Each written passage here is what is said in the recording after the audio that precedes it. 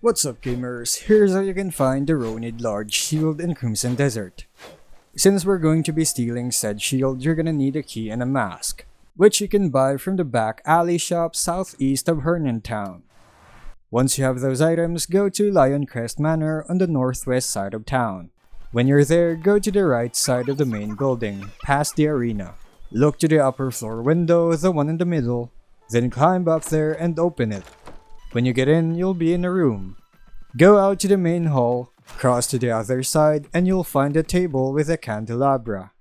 There's a key there. That's when you equip your mask and steal it. Now look to the left and you'll find another door. Go through that door, and at the end of the room you'll find the glowing chest. Loot that chest and you'll get the Rhonid Shield.